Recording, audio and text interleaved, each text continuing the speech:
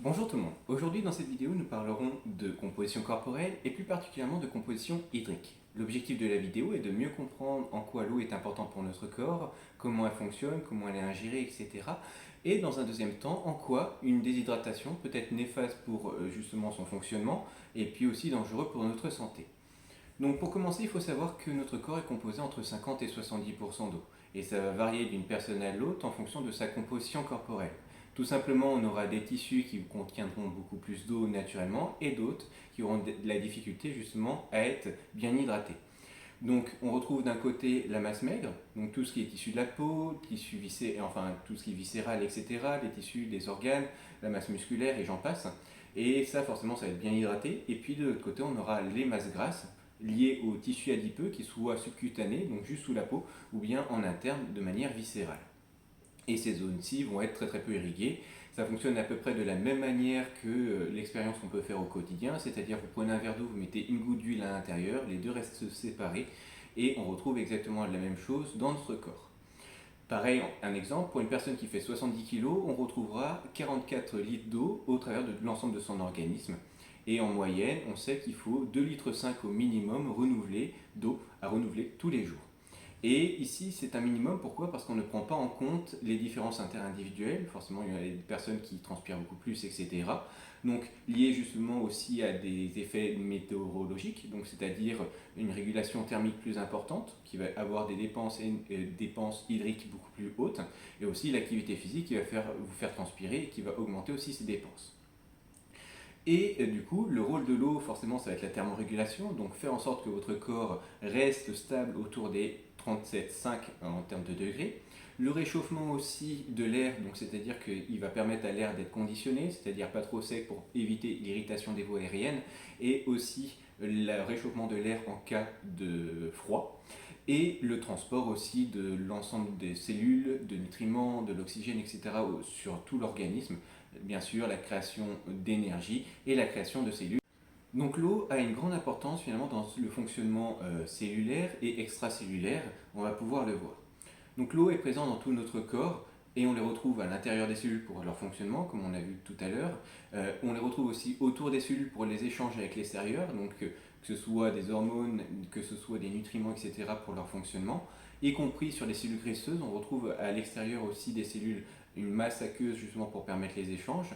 Et puis aussi on retrouve l'eau principalement dans le sang. Et c'est d'ailleurs là où on observe les plus grosses variations dans un premier temps, en cas de déshydratation.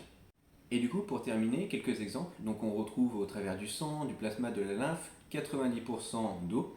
Et aussi, en termes du cerveau et des poumons, là on est à 80% d'eau. Donc ce sont les premiers milieux, les premiers organes qui vont être touchés en cas de déshydratation et qui vont commencer à dysfonctionner ou bien qui vont après en pâtir le plus. Donc on va voir au travers du sang l'impact de l'eau dans notre organisme. Tout simplement parce que le sang, ça va distribuer l'ensemble des autres organes et forcément, si ça fonctionne moins bien à ce niveau-ci, tout le corps en pâtit. Donc le sang est comme une autoroute. C'est-à-dire que vous avez trois voies, imaginez trois voies à droite, trois voies à gauche. Et le flux de voitures va dépendre finalement de vos besoins. Au cours de la journée, ils vont varier. On va pouvoir le voir tout à l'heure. Et quand il y a un flux important, on apprécie justement les trois voies parce que le flux reste plutôt fluide. En cas justement de rétrécissement, c'est-à-dire que vous enlevez une voie, voire deux voies, eh bien, il y aura un ralentissement, voire même des bouchons. Et là, les premières difficultés vont commencer à se faire ressentir au niveau corporel. La réduction des voies, c'est tout simplement en fait la déshydratation. Plus votre sang baisse en termes de pourcentage d'eau, plus votre plasma baisse, et plus justement les voies se resserrent. Donc vous voyez que l'hydratation est bien importante à ce niveau-ci. Le rôle du sang est d'apporter des nutriments, de l'oxygène et de l'énergie bien sûr aux cellules, d'extraire leurs déchets liés au fonctionnement cellulaire ou liés au fonctionnement du corps, voire même les déchets que vous pouvez avoir en cas justement d'alimentation trop riche, etc. et qu'après le corps, une fois digéré, il est obligé de s'en débarrasser. Et comme le sang va irriguer l'ensemble de nos organes, notre organisme, eh bien c'est un excellent moyen de transport aussi des défenses immunitaires. Donc le sang joue un rôle majeur dans la prévention, dans la guérison et dans la conservation de l'intégrité de votre organisme. Le sang, si on essayait de le remettre dans une bouteille ou dans un bocal, ça représenterait entre 4 et 6 litres dans sa totalité. Dans ces catacélites, on retrouve on retrouve 55% en moyenne de plasma, donc 90% est composé d'eau, et 45% de globules blancs, de globules rouges et de plaquettes. Donc autrement dit, 50% de votre sang dans sa totalité, eh bien c'est de l'eau. Donc vous voyez quand même son importance. Quand je vous parlais de voie, on voit bien justement que pour transporter, et s'il n'y a pas d'eau, ça va être compliqué. Donc l'eau du plasma varie en fonction bien sûr de notre activité physique, comme on a pu le voir précédemment, de notre transpiration, de l'hydratation. Ça va être soit positif soit négatif, parce qu'en fait il y a certaines choses qu'on va boire en termes d'hydratation, mais qui vont avoir un effet diurétique, c'est-à-dire le café et l'alcool, qui ont plus un effet justement d'extraire l'eau de notre corps via les urines, plus que d'en apporter, de le garder. Et aussi notre alimentation, notamment sur le ratio de notre consommation de sodium et de potassium. S'il y a un déficit ou si c'est pas bien équilibré, il suffit qu'il y ait plus de sodium, plus de sel, et puis là vous risquez justement de conserver votre eau à l'intérieur de votre organisme et à l'extérieur de vos cellules. Il va aussi y avoir une variation de vos besoins au niveau sanguin, en fonction bien sûr du temps d'activité physique, du stress, de l'activité intellectuelle, des maladies si vous êtes malade ce jour-là ou pas, et puis bien sûr entre le temps de sommeil et d'éveil. Tout cela crée des variations dans la concentration sanguine, que ce soit avec plus ou moins de déchets, plus ou moins de nutriments, plus ou moins d'oxygène, plus ou moins de défense immunitaire.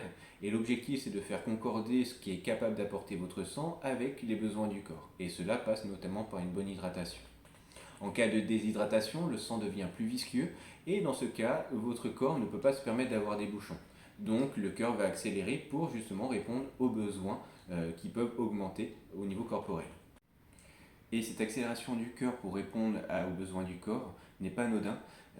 On verra chez les personnes atteintes justement de déshydratation régulière une augmentation de la fatigabilité du cœur, de l'hypertension, de la tachycardie et aussi ce qui va entraîner forcément une grosse fatigue au niveau de l'organisme. Le corps, s'il est déshydraté, il n'a pas suffisamment de nutriments, pas suffisamment d'oxygène pour fonctionner normalement.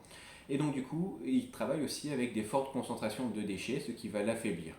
Il en résulte une grosse fatigue physique, il peut y avoir aussi des migraines accentuées, et puis lors d'un effort physique ou bien lorsqu'il fait un petit peu plus chaud, on peut retrouver de l'hyperthermie. Et donc du coup, l'hyperthermie lors d'une activité physique, forcément les déficits vont qu'augmenter, notamment en eau, et puis les déchets, eux, vont s'accumuler, ce qui va créer des malaises, une hémorragie interne, voire même la mort. De manière générale, en fait, un manque d'hydratation, ça va aussi toucher naturellement vos capacités de défense immunitaire.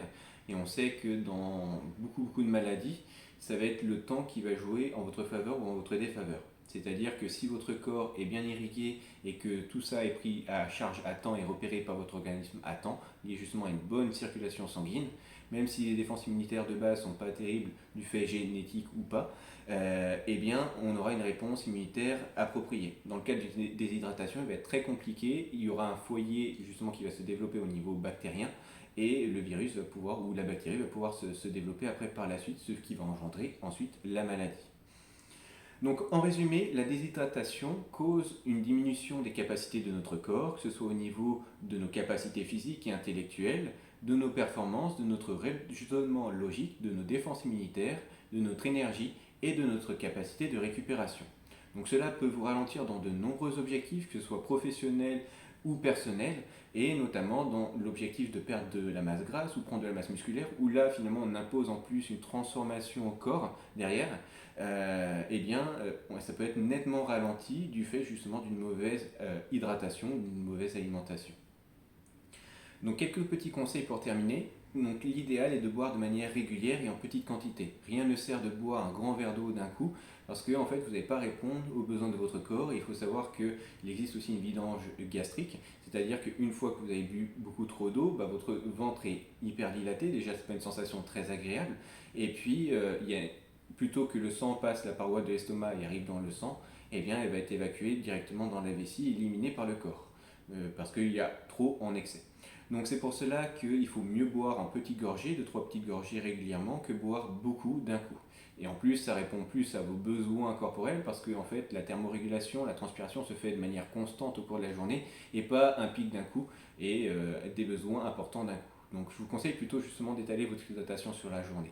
Après, c'est pas toujours facile, c'est pour ça qu'il faut mettre en place des petits rituels, des petits moments où vous y pensez, et puis que ça devienne après une habitude pour que vous ayez plus du tout à y penser, que votre corps fonctionne bien.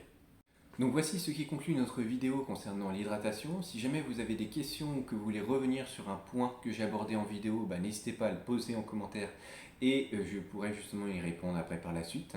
Si jamais aussi vous avez des questions concernant votre hydratation, vous n'êtes pas sûr de faire les bonnes choses, etc. et que vous voulez avoir des informations complémentaires par rapport à mes coachings personnels, qu'ils soient sportifs ou nutritionnels, eh bien vous pouvez aussi m'envoyer un email et on essaiera justement de se joindre pour voir justement si je peux vous aider dans vos objectifs. Et pour terminer cette vidéo, il ne me reste plus qu'à vous souhaiter une bonne journée.